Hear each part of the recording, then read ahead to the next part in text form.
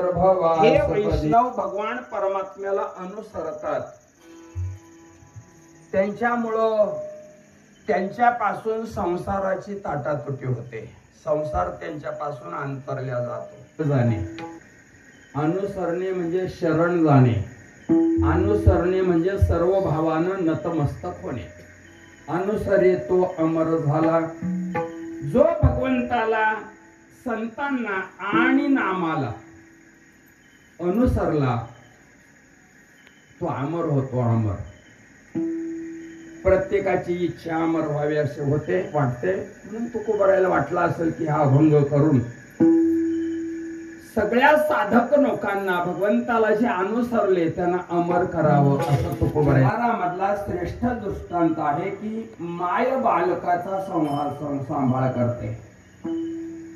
आपल्या लेकराला ती कधीही विसरत नाही, हा दृष्टांत दिला.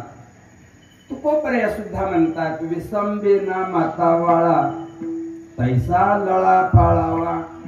जे भक्तजन आहेत, जे वैष्णव जन आहेत, किंबहुना अनुसरलेले, त्याला परमात्मा आईनं जसं बालकाला कधीच विसरत नाही, तसं भगवान परमात्मा त्या भक्तांना विसरत नाही, त्या वैष्णवांना विसरत नाही. व्यवहारातली आई जरी बालकाला विसरत नसली तर तिच्याकडे सत्ता नाही. तुम्ही बोल काय 2 तास बोलणार, जरी कुठं ताल स्वर गेला तर त्याच्याकडे ध्यान देऊ नका, ह्याला काही येत नाही म्हणा.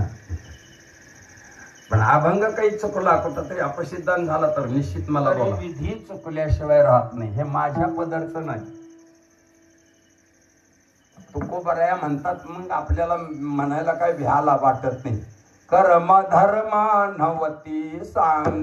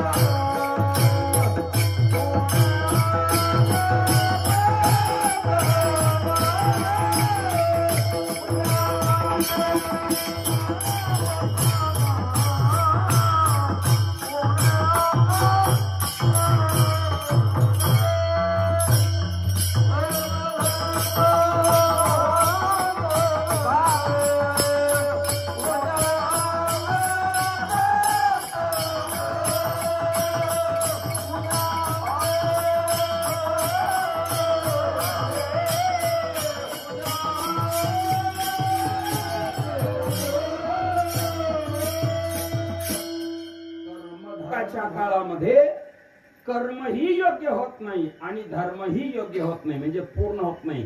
सांग या शब्दाचा अर्थ पूर्ण. ज्ञानदेव सांग झाला हरिपाठ, म्हणजे पूर्ण, तिथं पूर्णत्व आहे हरिपाठात.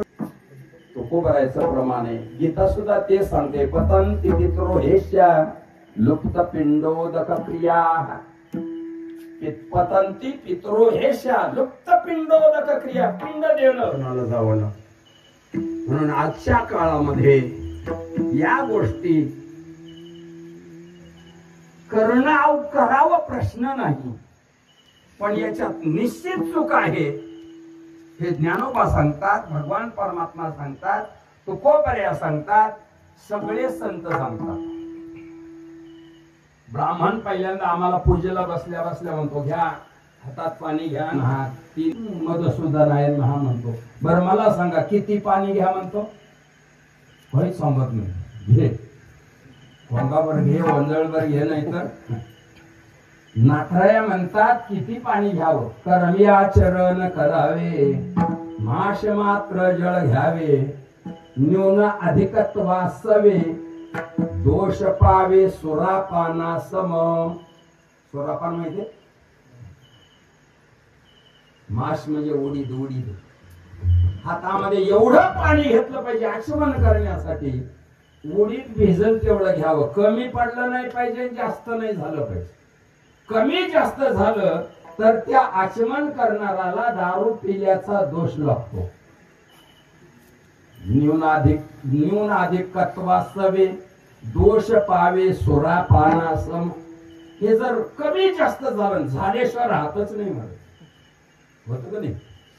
याचा अर्थ अजून ध्यानात ठेवा, मी करू नका म्हणत नाही, हे पुन्हा पुन्हा मला सांगावं लागतं, करावंच. कारण त्या निमित्तानं ब्राह्मणाला दान घडतं आपल्या हातून, त्याच्यामध्ये शंका नाही. त्यांची चूकही पाया पडून काढायची नाही, कारण कलियुग असल्यामुळं चुकणार हे काळ्या दगडावरची वेळ आहे. अवघ्या वाटा झाल्या क्षीण,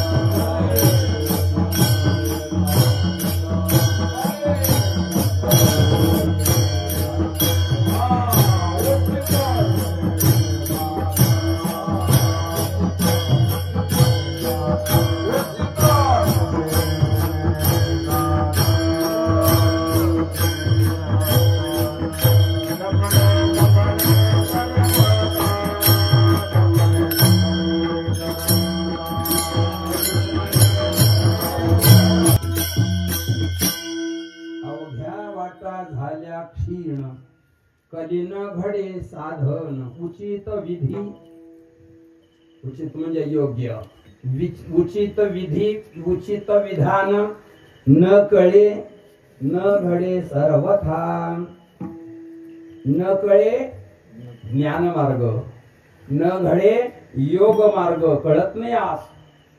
एवढं ह्या कलीची भूमिका आहे. मग आम्ही भजन न करता, भक्ती न करता, नामस्मरण न करता, कीर्तन न करता केलेलं जे पुण्य स्मरण आहे, जे श्राद्ध आहे, ते वाया जाण्याची शक्यता आहे. हे माझं तर नाही, आता महात्म्यांच्याकडून सांगितलं. मग काय केलं पाहिजे? भक्तिपंत बहु सोपा, पुण्य नागवे या पापा, येणे जाणे खेपा, येण्याची एके खंडती, येणे जाणे खेपा, येण्याची एके खंडती, न देखती गर्भवास. म्हणजे तुम्ही प्रस्तावनाला लांबली म्हणून. भक्तीच्या मध्ये, नामस्मरणामध्ये चूक झाली तरी कळतं. भगवान परमात्मा काय आहे? कृपाळू असल्यामुळं जसं सांगल तसं तो परमात्मा, वेड वाकड जरी बोबड जरी बोललं तरी भगवान परमात्मा सरळ येतो. संस्कृत श्लोकामध्ये तसं चालत नाही. वाल्या काय म्हटला? मारा मारा मारा म्हटला. नारद म्हणले 3 बाऱ्या मारा मारा म्हण. पहिलं मा काढून टाक, शेवटचं रा काढून टाक, मध्ये रामा रामा होते. म्हणजे उलट्या नामानं सुद्धा काय होतं? भक्ती पंत सोपा. या सोप्या भूमिकेमध्ये नामस्मरण केलं तर मात्र आमचं श्राद्ध, आमचे पुण्यस्मरण, आम्ही केलेली पुण्यतिथी 100% पूर्णत्वाला जाते. ज्ञानदेवा नाम, ज्ञानदेवा नाम नारायण पाठ.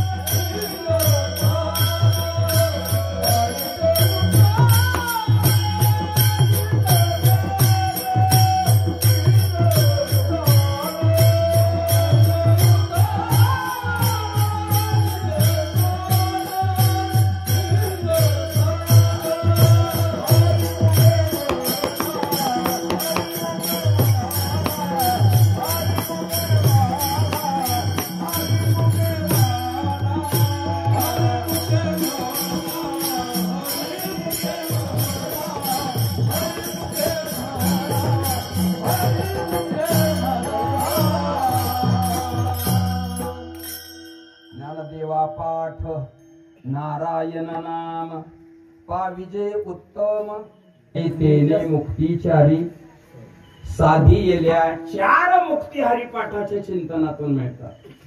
पहिली आहे सलोकता, देवाच्या गावात जाता येतं. वैकुंठ भुवनी घर केले झाली, सलोकता नावाची मुक्ती मिळाली. देवाच्या जवळ जाऊन बसता येतं. लक्ष्मी वल्लभ आमचा असणारा अंशी जिथं आहे तिथं जाण्याची शक्ती या भक्ती पंथामध्ये आहे. म्हणून श्राद्धामध्ये पुण्यस्मरणामध्ये भगवंताचं चिंतन हरिकीर्तन करावं. हा एक भाग झाला. आता पुन्हा प्रश्न एखादा निर्माण करतो. कोणी बोलत नाही पण आम्ही त्याचं उत्तर द्यावं लागतं. म्हणजे यांच्या तारखीची काय केली व्यवस्था केल्यासारखं झालं असं होत. त्याचा अर्थ कीर्तनच करावं असं काही नाही. त्या वेळेला महाराज त्या तिथीला घरातील सगळ्या लोकांना बोलवावं. नसतं मध्ये एका ठिकाणी बसावं. आबांनी सांगितलंयच रामकृष्ण हरी जप 1-2 तास जप करावा. झालं कीर्तन, झाला भक्ती मार्ग. काय खर्च येतो ही भूमिका लक्षामध्ये ठेवावी लागते. म्हणून कर्मधर्म नव्हती सांग. दुसरे चिंतन शास्त्र सांगतं कर्मानं अंतःकरण शुद्धी होते, मोक्ष नाही मिळत. धर्म कर्म असतं ते स्वर्गादी विहलोक परलोकासाठी असतं आणि इतर जे काही शुद्ध कर्म असतं ते इहलोकातल्या सुखासाठी असतं. अंतःकरण शुद्ध होतं, मोक्ष नाही मिळत. पण इथं पाविजे उत्तम निजस्थान सगळं असणार भगवंताच्या चिंतनानं होतं. एवढा भाव असणारा या नामचिंतनामध्ये आहे, भक्तीमध्ये आहे. आणि या कुटुंबियांनी श्राद्ध म्हणजेच पुण्यस्मरणाच्या निमित्तानं हे चिंतन आपण चालू केलं. आपण भाग्यवान आहे म्हणून त्यांच्या माध्यमातून आपली वाचा शुद्ध करण्याचा योग येतोय. आपल्या नामस्मरणाचं चिंतन घडतंय. वेड वाकडं कीर्तन ऐकायला घडतं. हे त्यांचे उपकार आहेत. काय सांगू आता, संतांचे उपकार. दुसरे एक चिंतन मला इथं करायचं आहे. श्राद्ध करत असताना कुणी करावं असं एक पण कधी कधी म्हणतात. आपल्याकडे काही सेक्युलर पक्ष आहेत ते म्हणतात काही संबंध नसतो श्राद्ध वगैरे, मरलं की गेलं, काही संबंध नाही. पाप नसतं ना पुण्य नसतं, मस्त मध्ये आपलं खावं प्यावं मस्त राहावं. ल्यावे खावे प्यावे बरे, हे बरे तिन्हीला लावायचे. ल्यावे बरे, खावे बरे आणि प्यावे बरे आणि असायव सदैव बरे. हे जी हाव करी संसार हे चारवाकाचं लक्षण आहे बरं का. चारवाक सांगतो. चारू म्हणजे गोड, वाक म्हणजे वाचा. ते गोड बसतात बोलतात आणि आम्हाला ते पटतं. म्हणून बरेच लोक माय बापांच्या पुण्यस्मरणाकडे वळत नाही. मी खर्च येत नाही ते बी आधी सांगितलं. आणि चारवाक लोकांच्या संगतीनं आम्ही तिकडं पोहोचत नाही. त्याला काय नसतं म्हणतात. हे तर संपलं, मरलं की गेलं. त्यांचा एक गोड श्लोक आहे चारवाकाच. यावत जीवेत सुखम जीवेत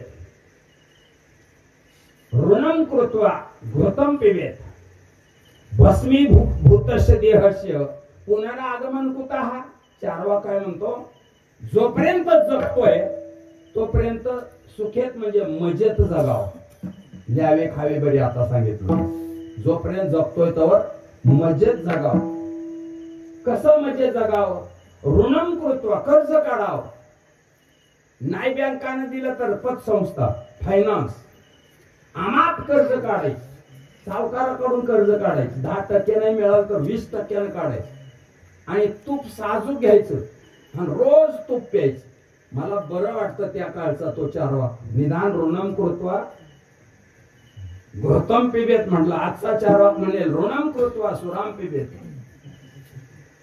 आजचा चारवाक म्हणेल दारू प्या दणकावणी करून. अरे पण पाप लागल ना. पाप हे काय नसतं. भस्मीभूतस्य देहस्य पुनरागमन कुतः. एकदा का मरण आल्यानंतर 2-3 मुठी माती राख होते, त्याचं पुन्हा पाप फिट नाही, पुन्हा जन्म वगैरे भोगावा लागत नाही असे चार्वाक म्हणतात. आणि त्यांचं शब्द गोड लागतात आपल्याला, म्हणून चार्वाक म्हणतात.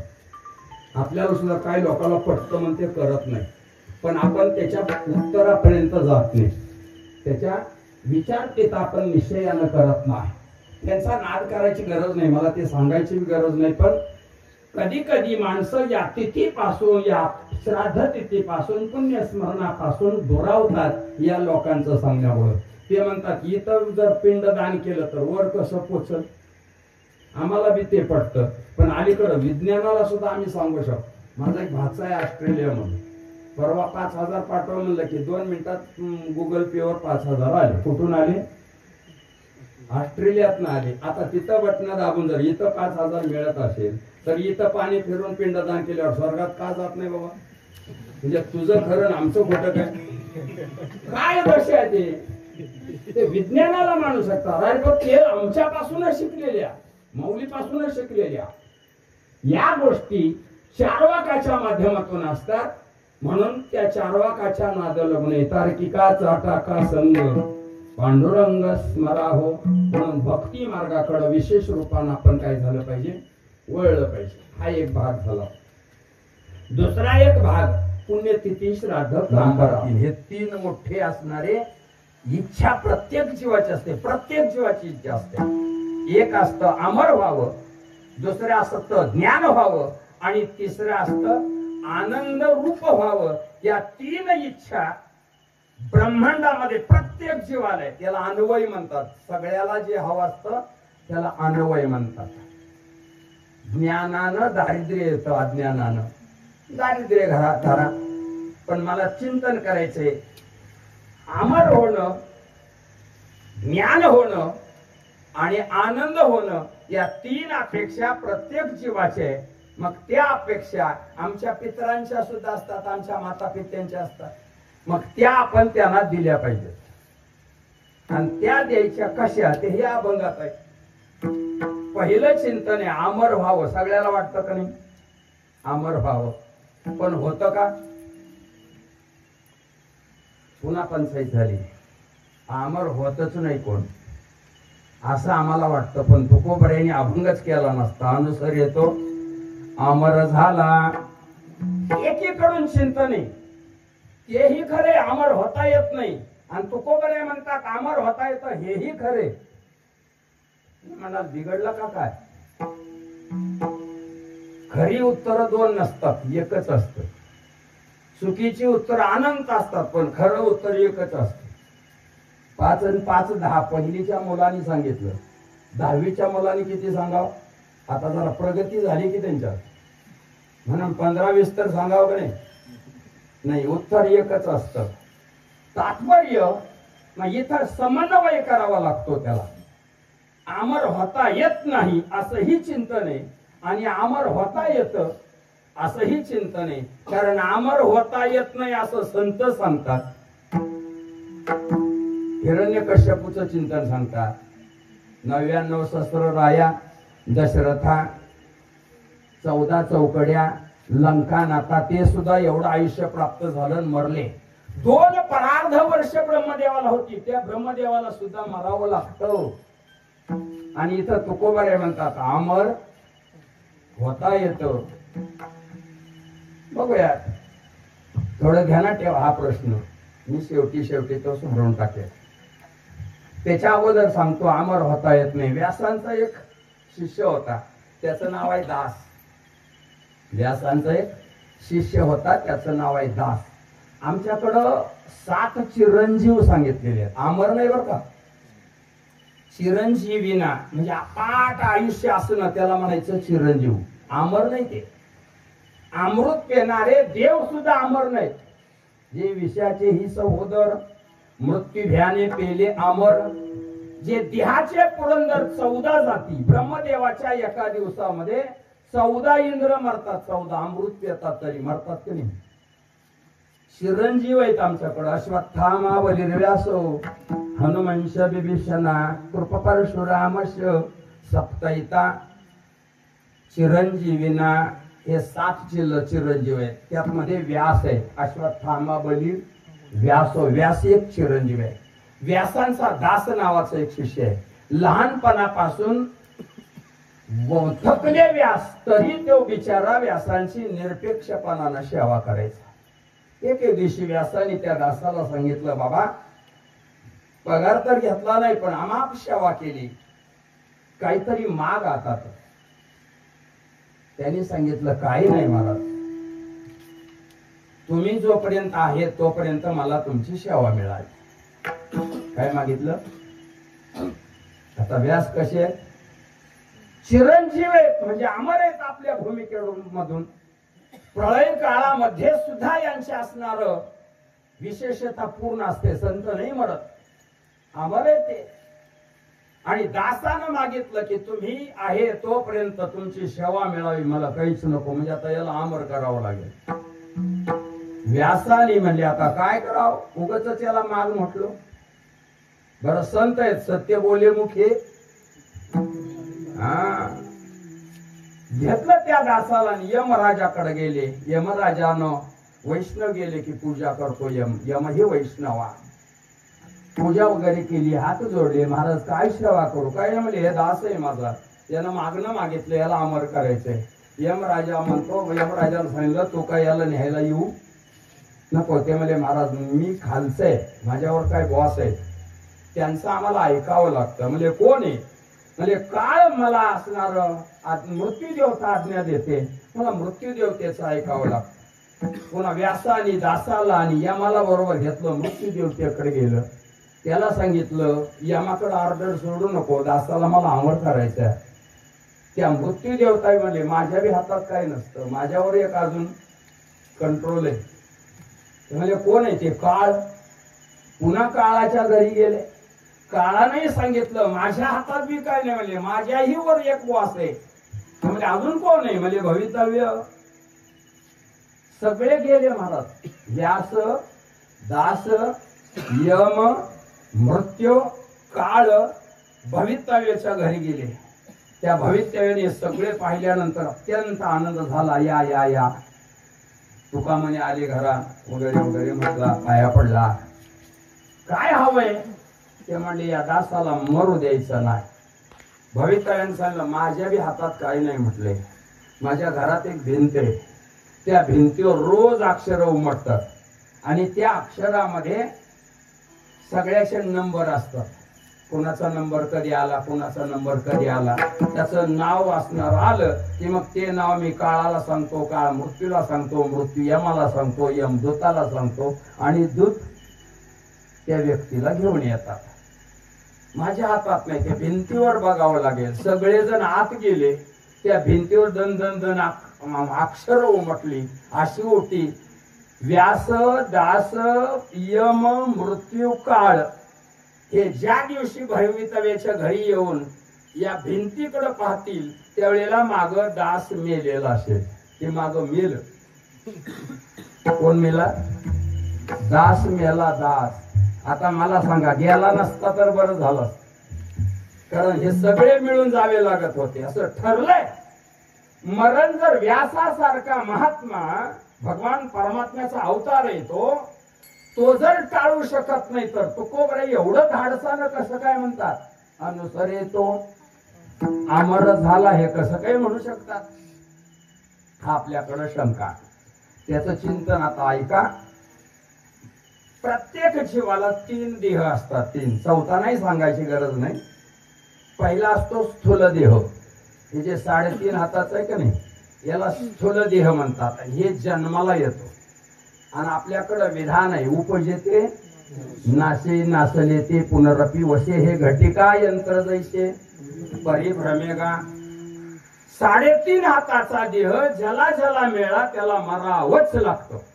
येतना ही उरो आले अवतार.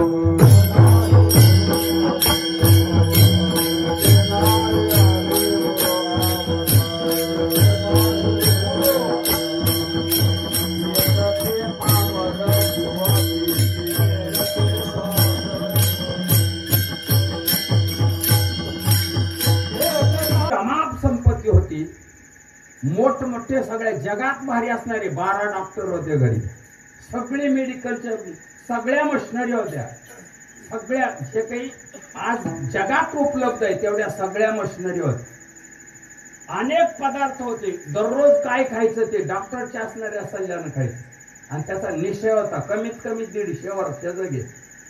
किती? 150 वर्ष जगेल. कुठं लय अपेक्षा केली?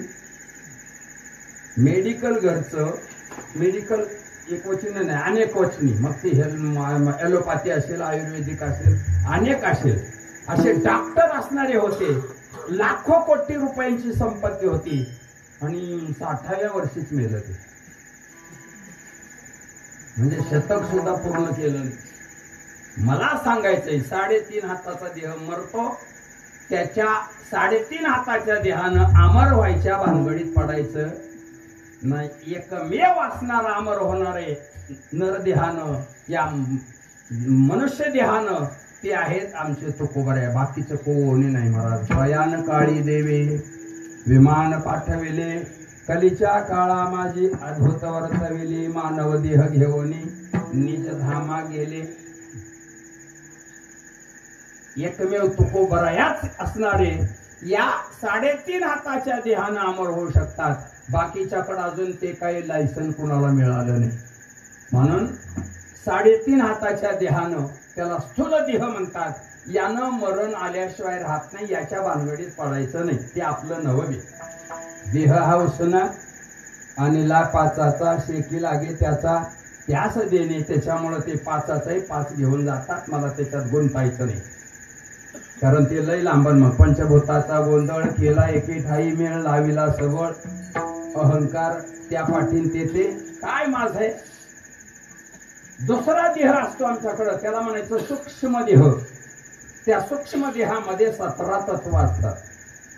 5 ज्ञानेंद्रिय, 5 कर्मेंद्रिय, 5 प्राण, मन आणि बुद्धी, अशा 17 तत्वाचा मिळून लिंग देह, त्याला सूक्ष्म देह असतो.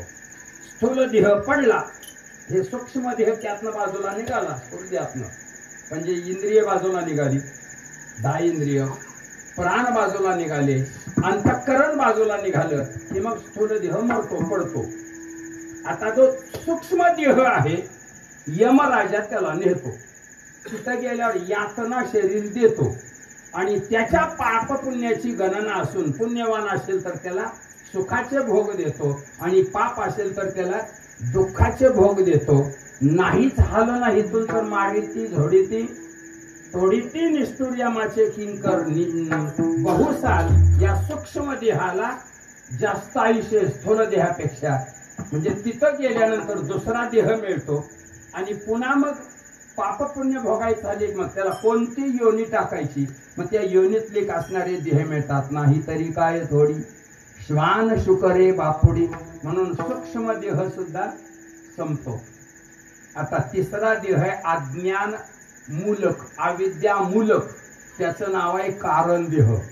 आता या कारण देहानं अमर होता येतं. कसं ते ऐका. अज्ञान मूलक आम्ही देह आहे, मी देह आहे असं सगळ्याला वाटतं का नाही. आता मग ते फिरवला मोबाईल, पुन्हा बघताना म्हणता हा मी इथं उभा राहिलो, तो तिथं उभा राहिलो, म्हणजे देह म्हणजे मी. हे अज्ञान आहे का ज्ञान आहे. आताच मी सांगितलं देह हा उसना आणला पाचाचा पंचमहाभूताचा देह आहे आणि त्या देहाला आम्ही मी आहे म्हणतो. हे अज्ञान आहे का ज्ञान आहे. अज्ञान आहे. आणि मग अज्ञान रूप याला कारण देह म्हणतात. देहाला मी म्हणणं हे अज्ञान आहे आणि ते अज्ञान जर सद्गुरूच्या कृपेतून गेलं, फार मोठी प्रक्रिया आहे त्याची. निष्काम कर्मयोगानं अंतःकरण शुद्ध करावं. निष्काम उपासनेनं चित्ताचं चंचल्य घालवावं.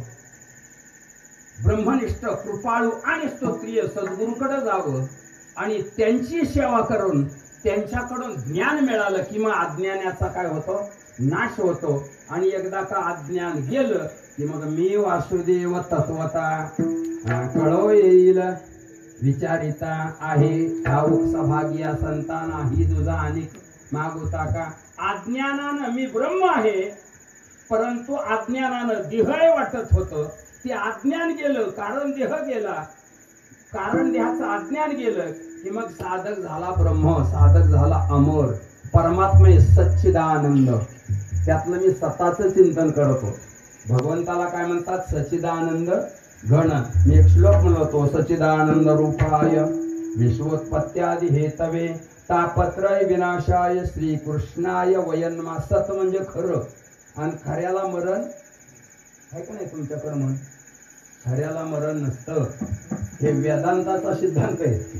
ईडी बागडी सुद्धा म्हणतात खऱ्याला मरण नाही, सत्यमेव जयते.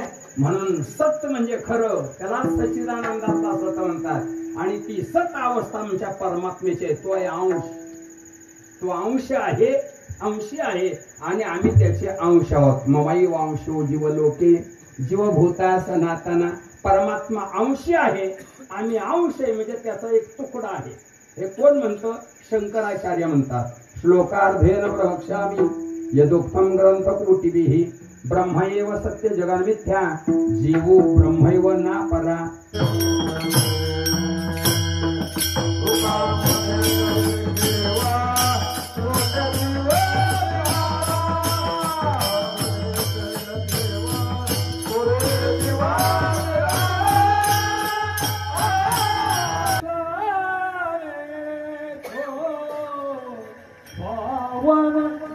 अमर झाला.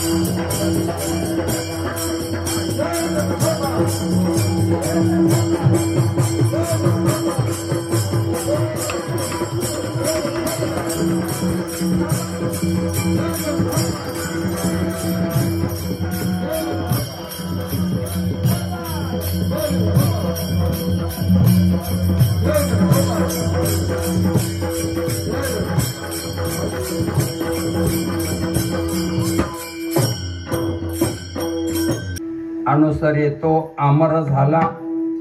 अजून एक चिंतन करता येतं, कीर्तीनं अमर होता येतं. तुका म्हणे एका मरणीची उत्तमाची उरे कीर्ती मागे. कीर्तीने का उत्तमाची कीर्ती बर का, अधम कीर्तीने. उत्तमाची उरे कीर्ती मागे, कीर्तीने का अमर होता येतं. असे संत महात्मे अमर झाले. प्रत्येक आम्ही जर माय बापांच्या उपकारातून उत्तीर्ण व्हायचं असेल तर भजन हे विशेषता आहे. आता एक प्रश्न तुम्हाला पडला असेल, मुलांनी अनुसरे आणि माता पितरांनी अमर होणे हे काय प्रकारे, असं कसं?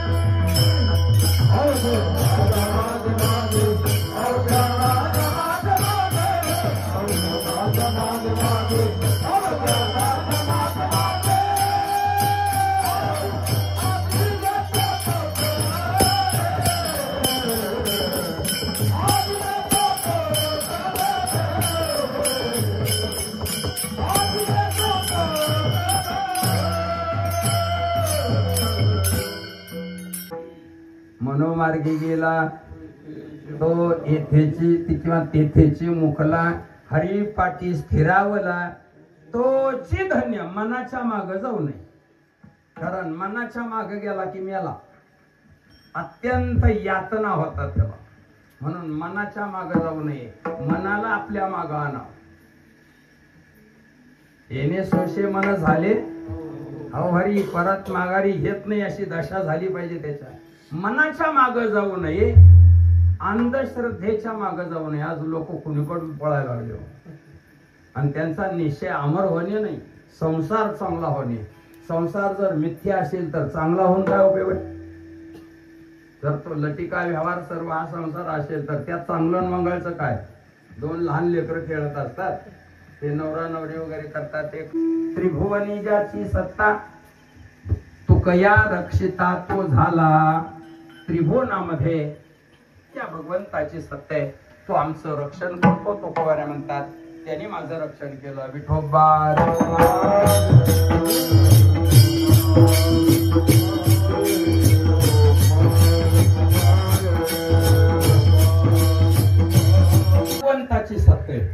म्या बोलविल्या वेदू बोले, म्या चालविल्या सूर्य चाले, म्या हलविल्या प्राण हले, जो जगाशी चाळीता पर्वती वैसकान सांडावी, समुद्री रेखा नुलंडावी, पृथ्वीया भूते व्हावी हे आज्ञा माझी, वृक्षाचे ही पान हले ज्याची सत्ता, राहिली अहंता मग कोठी देखवी ऐकवी, एक नारायण तयाचे भजन, चुकू नको एवढी सत्ता त्या भगवंताची. त्या भगवंताशिवाय इकडचं पान तिकडही होत नाही. एवढा सत्ताधीश परमात्मा आम्ही जर त्याला अनुसरलो तर मग अमर होतं, ज्ञानस्वरूप होतं आणि आनंद रूप होतं, म्हणजेच अमर होतं, सच्चिदानंद रूप होतं. अशी असणारी योग्यता भगवंताच्या भक्तीनं प्राप्त होते. आणि ती भक्ती या माध्यमातून कशाही निमित्तानं त्या भक्तीचं चिंतन सर्व साधकांनी करावं. अशी तुकोबऱ्यांचे गोड चिंतन आहे. तुकोबऱ्या या अभंगातून देवांना अनुसरा म्हणतात. आता आपण तुकोबऱ्यांना सद्गुरु आबांचं असणारं अनुसरण करावं आणि त्या मार्गाने आपण गेलो तर निश्चित आपल्याला सुद्धा अमरत्व, ज्ञानत्व आणि आनंदत्व प्राप्त होईल, याच्यात शंकाच नाही मरत. आणि अशा अवस्था ज्यांच्या निमित्तानं पुण्यस्मरण आहे त्यांना तर ते अमरत्व प्राप्त झालंच, पण त्यांच्या कृपेनं आमचं व्हावं ही एक भूमिका प्रार्थना करून, किंबहुना तुमचे केले हे धर्म कीर्तन सिद्धी नेले, थ माझे जी उरले पायी कपण म्हणा. त्रिभुवनी ज्याची सत्ता, तुकाराम नामदेव, तो कया रक्षिता तो झाला. त्रिभुवनी